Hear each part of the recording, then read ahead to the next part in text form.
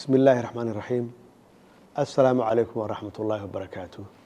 إله بقى mahadskale oo ii suurtageliyay maanta 16 bilood kadib inaan dib ugu soo noqday caasimadda magaaladeena Muqdisho. Waxaan doonayaa hadduu Ilaahay yiraahdo inaan ka shaqeeyo xalna ka dhex raadiyo dastuurka furan oo la doonayo in wax laga bedelo ama la dhameystiro.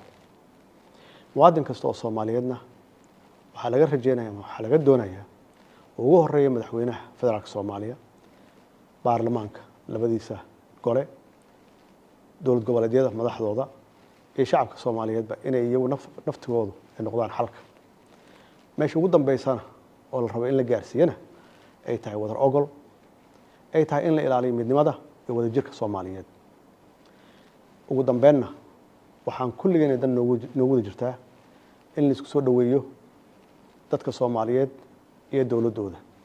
waxaan doonayaa intaan in ka faahfaahsan inaan sheego mustaqbalka waan idin la wadaagi doonaa hadduu Ilaahay yiraahdo. Wassalaamu calaykum waraxmatullaahi wabarakaatuh. haddii aad ku nooshahay magaalada Nairobi ma og tahay shirkadda Faras Taxi inay macaamiisheeda siiso qiimo dhimis aad u ballaaran. sidoo kale shirkadda Faras Taxi waxa ay ku soo celinaysaa 10% lacagtaada trip walba aad qaadato. lacagtaasi oo ah Faras Miles waxaad ka dhigan kartaa M-Pesa kaarka ku hadalka ama internet. haddaba kala soo deg App Store-ka ama Play Store.